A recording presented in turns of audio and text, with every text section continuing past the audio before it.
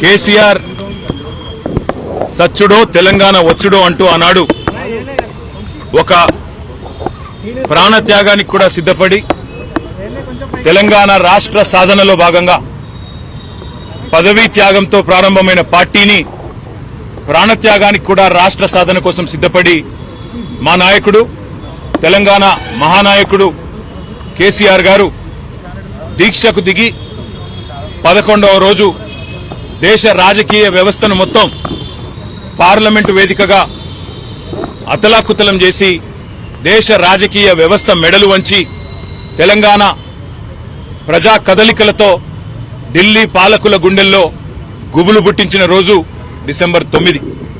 ఈరోజు ఆ డిసెంబర్ 9 ఏ రోజైతే దీక్ష ఫలవంతమైందో, దీక్ష విజయవంతమైందో ఆ రోజును దీక్షా విజయ దివస్ గా మేమందరం కూడా జరుపుకుంటా ఉన్నాం. ఈ సందర్భంగా తెలంగాణ అమరవీరులకు, విద్యార్థి అమరవీరులకు, తెలంగాణ ఉద్యమంలో అసూలు వాసిన అమరవీరులందరికీ కూడా ఘనంగా నివాళి అర్పించి ఈరోజు గన్ పార్క్ నుంచి మళ్ళీ బయలుదేరి అసెంబ్లీ సమావేశాలకి బీఆర్ఎస్ పార్టీ సభ్యులందరం కూడా, శాసనసభ్యులు, శాసన మండలి సభ్యులందరం కూడా వెళ్లబోతా ఉన్నాం. ఈ సమావేశాల్లో ప్రజా గొంతుకై రాష్ట్ర ప్రజల తరపున రాష్ట్రంలో నెలకొని ఉన్న అన్ని సమస్యల గురించి మాట్లాడతాం.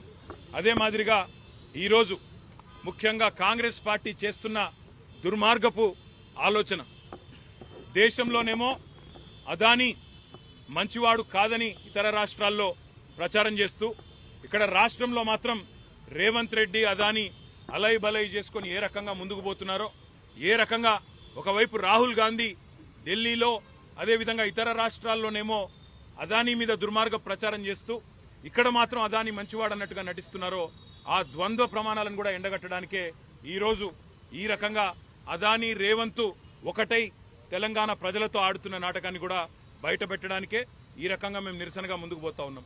అదే మాదిరిగా రాష్ట్రంలో నెలకొని ఉన్న ప్రతి సమస్యని కూడా, గురుకుల పాఠశాలలో నెలకొని ఉన్న సమస్యలు కావచ్చు, రైతాంగంలో నెలకొని ఉన్న సమస్యలు కావచ్చు, లగచర్లలో దౌర్జన్యంగా భూములు లాక్కుంటున్న వైనం కావచ్చు, అదే మాదిరిగా నెరవేరని గ్యారంటీలు, ఇచ్చిన 420 హామీలు, వాటిని తుంగలో దొక్కిన వైనం, అన్నింటికి మించి తెలంగాణ అస్తిత్వం మీద జరుగుతున్న దాడి, ఇవాళ తెలంగాణ తల్లినే మారుస్తానంటున్న రేవంత్ రెడ్డి యొక్క దుర్మార్గపు ఆలోచనను కూడా నిరసిస్తూ మేమందరం కూడా ఈరోజు శాసనసభ సమావేశాల్లో మా పార్టీ తరఫున, తెలంగాణ ప్రజల తరఫున మా పార్టీ యొక్క ఆలోచన విధానాన్ని, తెలంగాణ ప్రజల యొక్క ఆర్తిని ఈ 2 సభల్లో కూడా వినిపిస్తాం.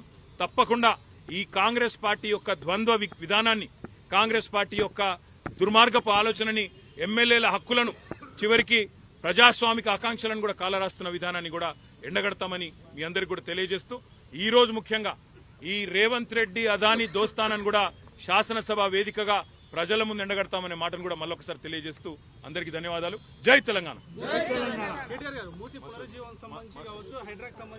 అన్ని మాట మూసీ విషయంలో, హైడ్రా విషయంలో, ఇంకా ఇతర చాలా ప్రజా సమస్యల విషయంలో ప్రభుత్వాన్ని ఈరోజు బీఏసీలో నిలదీస్తాం, ప్రభుత్వాన్ని అడుగుతాం. తప్పకుండా ప్రభుత్వ వైఖరి ఎట్లా ఉంటుందో మీరు చూస్తారు, అదేవిధంగా మా వైఖరి ఎట్లా ఉంటుందో కూడా మీరు శాసనసభ సమావేశాల్లో చూడబోతాం. ఇది రాహుల్ గాంధీ గారు పంపారు మాకు, ఎందుకంటే రేవంత్ రెడ్డి ఆయన మాట ఇంటలేడట, అదానితో దోస్తాన వద్దంటే కూడా ఇంటలేడట. రాహుల్ గాంధీ గారు ఎట్లాగో వాళ్ళు ఇంటలేరని చెప్పి మాకు పంపిండు. మరి మీరన్నా చెప్పండి, రేవంత్ రెడ్డికి బుద్ధి చెప్పండి అని. మరి ఆయన జాతీయ స్థాయిలో ప్రతిపక్ష నాయకుడు కాబట్టి ఆయన కొద్ది గౌరవం ఇవ్వాలి కాబట్టి తీసుకున్నాం. మరి రేవంత్ రెడ్డి గారి వైఖరి ఏందో వారు చెప్పాలని కోరుతా ఉన్నాం.